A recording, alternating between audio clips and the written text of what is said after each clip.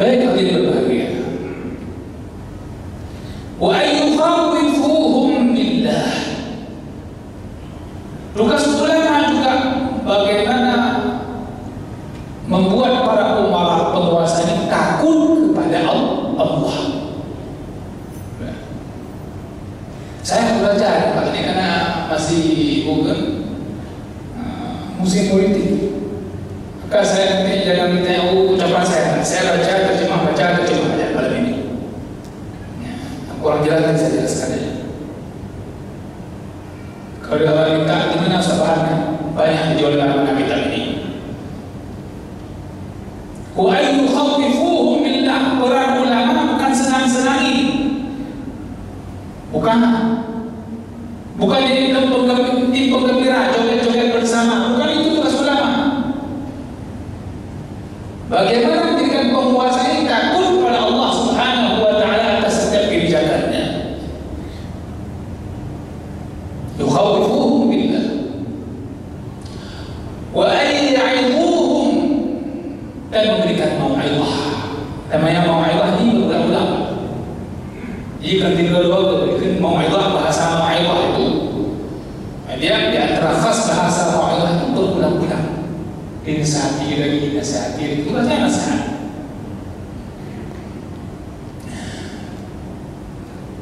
Hatta yutabbiqu syari'at Allah fi ibadillah azza wa jalla. Sehingga mereka memperhatikan untuk menerapkan syariat Allah di kalangan hamba Allah azza wa jalla. Hadirin berbahagia. Maka kalau boleh kita simpulkan, tugas ulama dan umara pemimpin penguasa itu adalah mengantarkan umat ini ke pintu dan memasuki jalan ketakwaan kepada Allah Subhanahu wa ta'ala. Maka dua-duanya harus saling bekerja sama dengan baik. Masya Allah. Saya membaca ini teringat Imam Nawawi, sang penyusun kitab Riyadhus Shalihin. Beliau orang yang telah praktekkan apa yang beliau tuliskan dalam kitabnya. Datang menasihati langsung penguasa di daerahnya waktu itu. Silakan ya jemaah, kita sampaikan dulu di kajian-kajian pertama pembuka kita. Nanti baca lagi biografi sejarah Imam Nawawi rahimahullah taala dalam menasihati penguasa di zamannya. Masya Allah.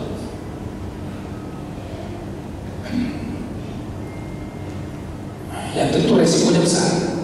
Beliau itu ancaman itu. Dan di situ Allah menambahkan, kata para ulama ini wali antara wali Allah dalam kondisi yang sangat terjepit. Mungkin semua di rumah itu yang berusaha untuk membunuhnya, hukuman baja, namun Allah menyelamatkan beliau.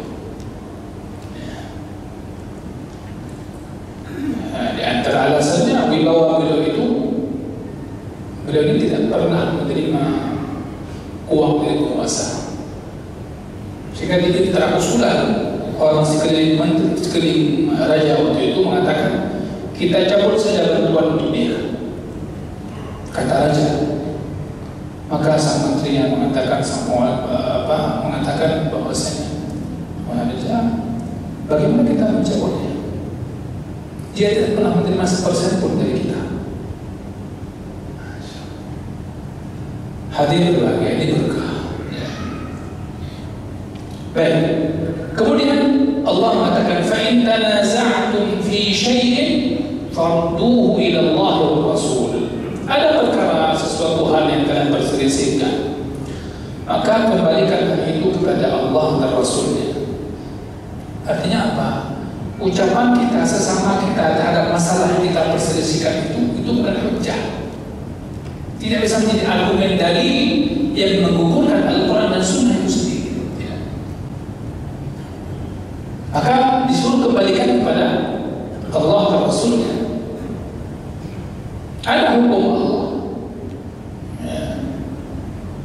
Ada hukum Rasul Sallallahu Alaihi Wasallam. Makna kembali kepada Allah, arju' ila kitabih, kembali kepada Al-Quran. Dan hari ini kita hidup di zaman yang mana Allah berikan tafsir, para ulama telah banyak ditinggalkan.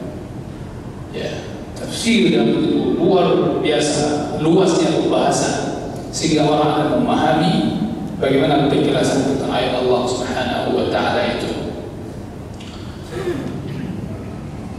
Kemudian kembali kepada Rasul. Bagaimana kembali kepada Rasul Sallallahu Alaihi Wasallam? Kembali kepada sunnahnya. Ketika Rasulullah masih hidup, ya, ayat ini ketika turun, ketika Rasulullah Sallallahu Alaihi Wasallam masih hidup, para sahabat itu langsung kembali berjumpa dengan sosok Rasulullah Sallallahu Alaihi Wasallam, langsung bertanya. Namun ketika Rasulullah Sallallahu Alaihi Wasallam meninggal dunia, oleh karenanya sunnah ini abadi, maka umat disuruh kembali kepada sunnah. Maka Bapak, sebuah kalimat penting untuk kita pahami bagaimana penting memahami agama ini. Bicara agama itu tidak boleh kosong daripada Allah dan Rasulnya. Tidak boleh itu. Cara pandang kita beragama berarti di situ ikut sumbernya dari Allah dan Rasulnya. Ya. Dan Al-Quran dan Sunnah ini tidak bisa dipisahkan. Dia sejalan. Al-Quran dan Sunnah ini sejalan, tidak bisa dipisahkan. Hadirin berbahagia. Oleh karenanya ayat yang disebutkan berikutnya adalah in kuntum tu'minuna billahi wal yawmil akhir. Jika kalian itu betul-betul beriman kepada Allah dan hari akhir. Ya, ini kaitan dengan hari akhir agar kita tahu apapun yang kita putuskan, yang kita lakukan di dunia ini sekarang itu urusannya dari akhirat. In kuntum tu'minuna billahi wal yawmil akhir. Oleh karenanya disebutkan di sini kandungan dan ciri seseorang ataupun indikator seseorang itu beriman. Dia ketika ada masalah, dia lihat apa yang Allah dan Rasulnya menyampaikan. Ini kan ada kaitan tadi dengan kita sampaikan dengan orang-orang munafik. Ini kaitannya dengan kesempurnaan iman yang sebenarnya. Kalau kita bawa dengan bulan Ramadan, harapan daripada Ramadan itu dengan segala amal ibadah, puasa di antaranya yang utama adalah la'allakum tattaqun. Bicara la'allakum tattaqun itu juga berbicara bagaimana orang bertakwa itu cara pandangnya terhadap kehidupan dunia dan cara bertakwa. Karena Al-Quran, agama ini mengajarkan kita juga cara memandang sesuatu. Hari ini kita hilang standar penilaian. Penilaian seseorang dikatakan hari ini sukses, hebat, beruntung, itu standarnya bukan itu. Bukan itu. Bukan lagi standarnya takwa. Bukan. Oleh karenanya kita perhatikan Allah Subhanahu wa Ta'ala mengingatkan kita atau Rasulnya Sallallahu Alaihi Wasallam mengingatkan kita, keimanan itu juga terlihat terhadap keputusan yang kita ambil. Nampak di sini. Dzalika khairu wa ahsanu ta'wila. Orang yang betul-betul kembali kepada Allah, kepada agama, terhadap masalah yang mereka akan dapatkan, ya ini akan mendapatkan kebaikan. Sebaik-baik kesudahan bagi umat adalah ketika mereka senantiasa kembali kepada agama yang mulia ini. Hadirin berbahagia, ada sebuah dugaan yang keliru pada sebagian orang sehingga ini yang diangkat-angkat, ini yang dipopulerkan jadi sebuah isu seakan-akan umat ini setelah Nabi tiada tidak mungkin lagi bisa kembali kepada agama. agama. Artinya nggak mungkin lagi kembali pada Al-Quran, bagaimana memahami Al-Quran dan Sunnah. Kita tahu bahwasanya ulama itu punya peran, dan Allah Subhanahu wa Ta'ala senantiasa melahirkan dalam agama ini orang yang akan menjaga agamanya. Ya, masalah kita mau belajar atau tidak, belajar atau tidak. Ya. Itu pemahaman yang keliru. Bahkan yang terjadi hari ini apa? Sejumlah orang yang mengobrak-abrik ingin merusak pemahaman agama. Nah, sehingga ada sebuah buku yang dimunculkan dan dilahirkan oleh kelompok liberal Indonesia. Ya, saya nggak perlu sebutkan judulnya, dan bapak-bapak perlu baca. Intinya buku itu tentang pluralisme, menelanjangi Al-Quran. Di Al-Quran itu bisa saja kita kritik dan sebagainya. Ini kita hari ini hidup di zaman umat yang seperti itu. Ya, belum lagi isu-isu yang mengatakan Al-Quran sudah dihapus sejumlah surah, sejumlah ayat. Tidak ada yang hilang. Intinya ini dibuat oleh kampanye mereka ini Islamia. Tidak harus seperti itu. Jadi kita yang lagi sibuk memahamkan orang tentang pentingnya Al-Quran, pentingnya Sunnah Nabi Sallallahu Alaihi Wasallam. Baik, ini saya tidak perdalam bab ini karena bab ini nanti ikut jadi syubhat juga bagi sebagian orang. Baik. Kemudian dikatakan di sini,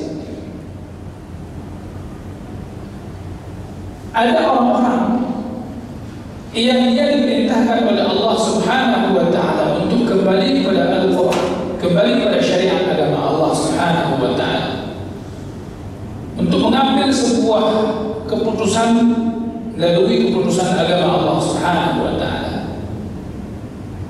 Namun mereka meninggalkannya, dan bahkan mereka tidak peduli terhadapnya.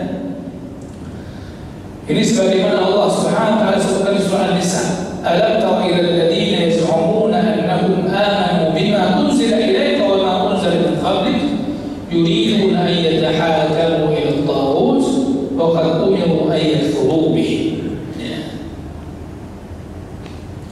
Jadi di sini Allah ingin menegaskan istifham ta'ajjub, bahwasanya enggak usah heran dengan orang-orang yang mereka mendakwakan diri mereka beriman kepada apa yang telah Allah turunkan kepada Muhammad, dan terhadap apa yang telah Allah turunkan kepada orang sebelum kamu, nabi-nabi sebelum kamu, kaum-kaum sebelum kamu.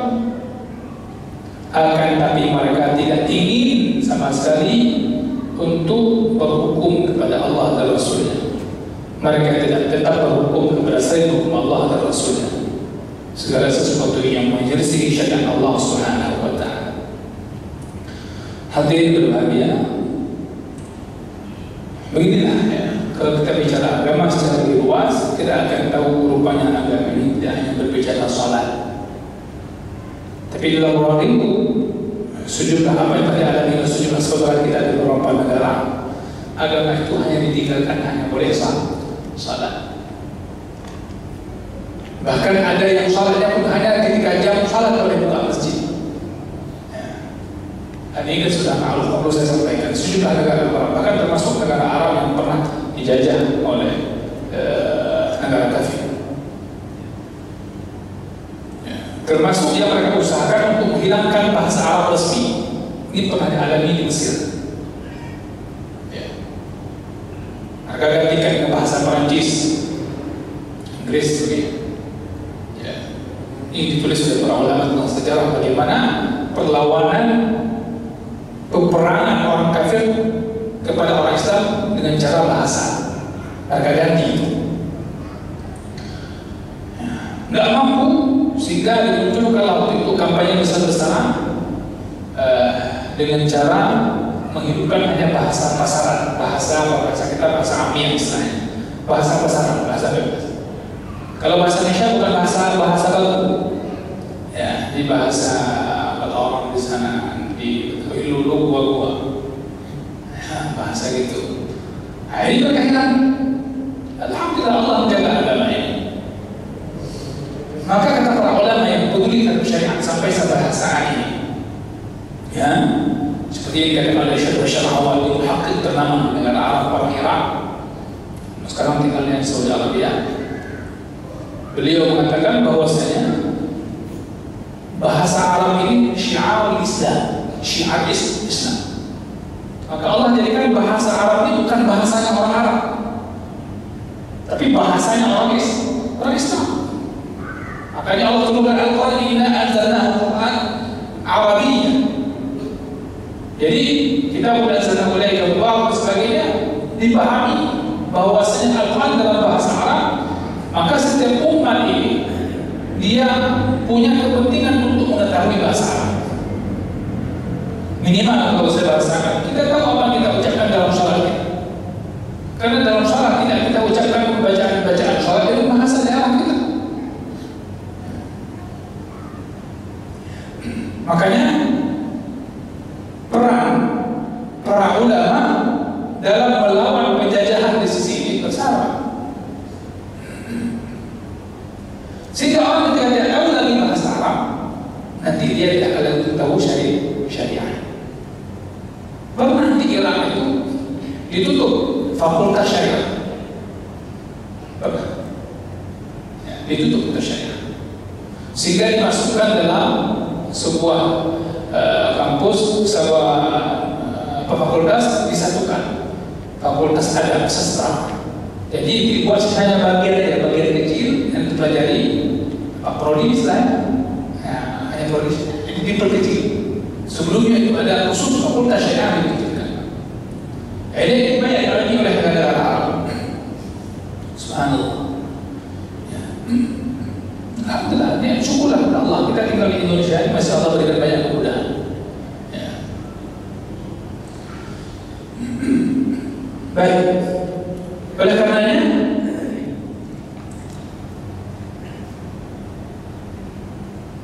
kaum muslimin punya kewajiban untuk senantiasa mempelajari agama syariat yang mulia ini sehingga mereka bisa memperbaiki dirinya dalam perjalanan menuju Allah Subhanahu wa taala sampai dia meninggal dunia ini dan bertemu dengan Allah Azza wa Jalla. Baik. Oleh karenanya yang menjadi perhatian kita jemaah berbahagia yang saya sampaikan di sini, seseorang ketika meninggalkan hukum Allah dan tidak menyelesaikan masalah yang mereka hadapi dengan hukum Allah Subhanahu wa taala atau yang diberikan keleluasan oleh agama Allah Subhanahu wa taala, maka dia pasti akan menuju kepada jalan kerugian. Itu pasti tidak akan ada keberuntungan, tidak akan ada keberuntungan. Dan di antara kerja syaitan, baik jin, syaitan dari golongan jin atau dari golongan manusia adalah senantiasa menyesatkan manusia dengan sesat-sesatnya sejauh-jauhnya. Wa yuridu syaitan an yudillahu dhalalan ba'ida. Dalam surah An-Nisa ayat 60. Ya. Oleh karenanya kesesatan yang jauh artinya kesesatan yang besar, a'lamu dhalal. Enggak dekat-dekat, jauh terus. Itu kerja syaitan berkaitan dengan hukum Allah Subhanahu wa taala. Kemudian Allah juga menyebutkan surah An-Nisa ayat 61. Nanti kita akan jemaah membaca pada tafsir di masjid kita, ada tafsir Ibnu Katsir bagus. Di ujung sana kalau nggak salah. Nanti dibuka dari surah An-Nisa ayat 59. Ya, terus dibaca. Ini yang kita bahas ada di situ. Karena kita tidak mungkin selesaikan secara detail, tapi ada di ayat itu. Maka di ayat 61 Allah juga menyebutkan bagaimana sikap orang munafik. Masih menegaskan, wa idza qila lahu ta'alu ila ma anzalallahu ila rasul ra'aita al-munafiqina yasudduna 'anka sududa. Jika dikatakan kepada orang munafik, kepada mereka, ya kemarilah kepada apa yang telah Allah turunkan, yaitu Al-Quran. Wa ila rasul, ya, yang telah diturunkan kepada Rasulnya sallallahu alaihi wasallam. Atau kita tanya urusannya kepada Rasulullah sallallahu alaihi wasallam ke sunnahnya. bisa itu akan kamu melihatnya bagaimana orang-orang munafik betul-betul menghalaunya, betul-betul menantangnya. Maka ini yang paling berat dalam komunitas muslim. Yang paling berat dihadapi adalah orang munafik, karena mereka seragamnya sama dengan kita, cuma isinya beda. Isinya beda.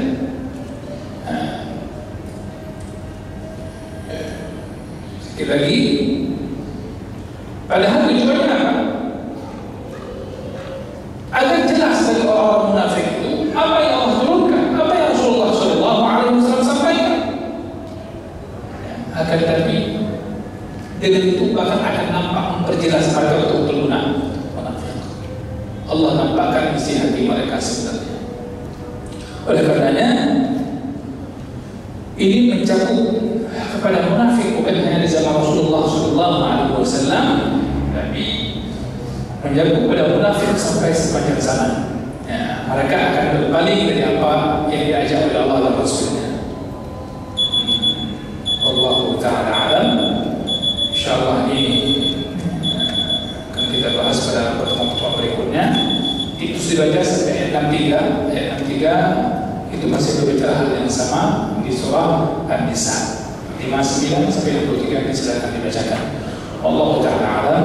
Sallallahu alaihi wasallam ala nabiyina Muhammad walhamdulillahirabbil alamin. Assalamualaikum warahmatullahi wabarakatuh.